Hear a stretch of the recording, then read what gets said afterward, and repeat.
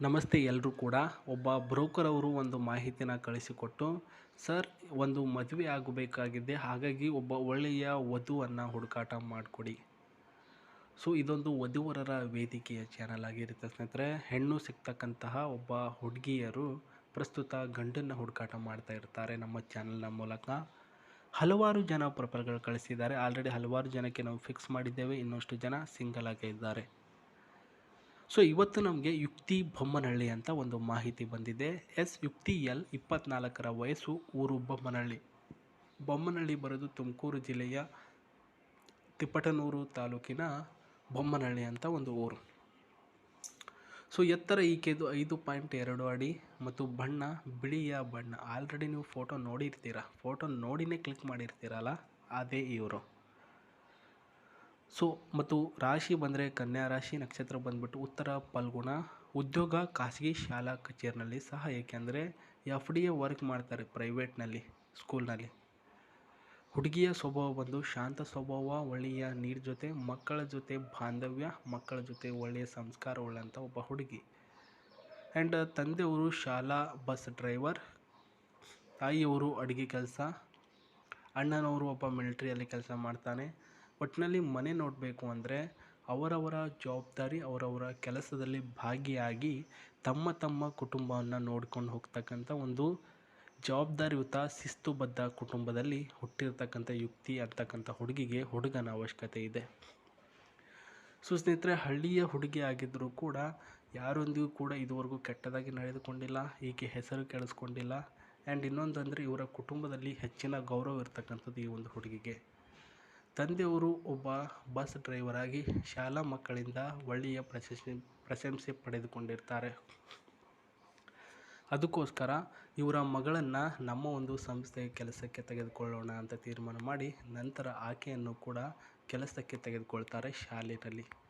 So ಅವಳು ಕೂಡ ಒಳ್ಳೆಯ ರೀತಿಯಲ್ಲಿ ಕೆಲಸ ಮಾಡ್ಕೊಳ್ತಾ ಬಂದಿರೋದು. ಅದಕ್ಕೋಸ್ಕರನೇ ಸೊ ಮುಂಬರುವ ದಿನಗಳಲ್ಲಿ ಆಕೆದು ಗೌರ್ಮೆಂಟ್ ಆಗುವಂತಹ ಚಾನ್ಸಸ್ ಇದೆ.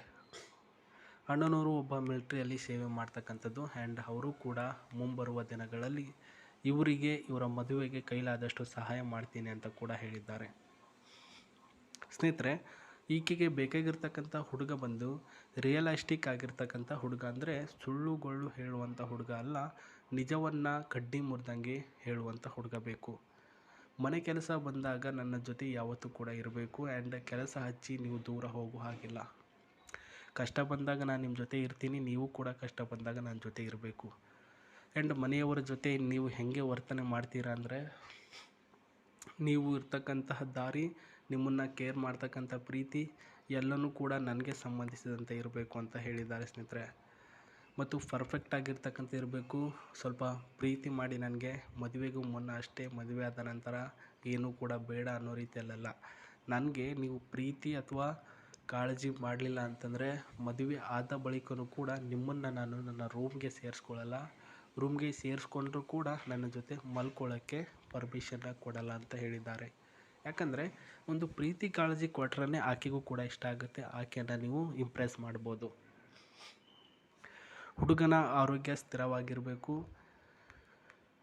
ಅವರ ತಂದೆ ತಾಯಿಯವ್ರಿಗೂ ಕೂಡ ಜಾಸ್ತಿ ವಯಸ್ಸಾಗಿರಬಾರ್ದು. ಗೌರವ ಮತ್ತು ಗೌಪ್ಯತೆ ಕಾಪಾಡುವಂತಹ ಒಬ್ಬ ಹುಡುಗ ಆಗಿರಬೇಕು. ಸೊ ಇಷ್ಟೆಲ್ಲ ಬೇಕಾಗಿರ್ತಕ್ಕಂತಹ ರೂಲ್ಸ್ಗಳಿಗೆ ಸಂಬಂಧಿಸಿದಂತಹ ಹುಡುಗ ನೀವಾಗಿದ್ದರೆ ವಿಡಿಯೋದ ಕೆಳಗಡೆ ಕಾಣಿಸ್ತಕ್ಕಂತಹ Gmail ಐಡಿಗೆ ಒಂದು ಮೇಲ್ ಮಾಡಬೇಕು.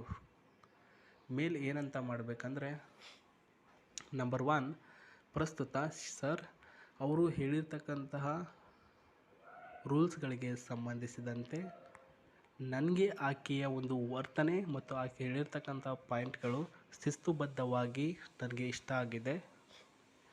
ಸೊ ನನ್ನ ಒಂದು ಫೋಟೋ, ನನ್ನ ಬಯೋಡಾಟಾಗಳನ್ನು ನಿಮಗೆ ಕಳಿಸಿಕೊಟ್ಟಿದ್ದೇನೆ.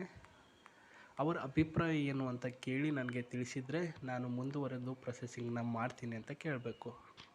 ಆವಾಗ ಬ್ರೋಕರ್ ಅವರು ನಿಮ್ಮ ಮಾಹಿತಿಗಳನ್ನು ಚೆಕಿಂಗ್ ಮಾಡಿ, ಜಾತಕ ಎಲ್ಲ ಚೆಕಿಂಗ್ ಮಾಡಿ, ನಂತರ ಆಕೆಗೆ ಸರಿ ಹೊಂದುವಂತಹ ಹುಡುಗ ನೀವಾಗಿದ್ದರೆ ಅವರು ಮುಂದುವರೆದು ನಿಮ್ಮ ಮಾಹಿತಿಗಳನ್ನು ಅವರಿಗೆ ಶೇರ್ ಮಾಡ್ತಾರೆ. ಅಥವಾ ಜಾತಕದಲ್ಲಿಯೋ ಅಥವಾ ನಿಮ್ಮ ಫೋಟೋದಲ್ಲಿಯೋ ವ್ಯತ್ಯಾಸ ಇದ್ದರೆ ಕ್ಯಾನ್ಸಲ್ ಮಾಡ್ತಾರೆ. ಇಷ್ಟು ಪ್ರೊಸೆಸಿಂಗು. ಸೊ ಈ ಒಂದು ಗಾಡಿ ಸಹ ಅವ್ರದ್ದೇ ಆಗಿದೆ ಸ್ನೇಹಿತರೆ. 1493 ಗಾಡಿ.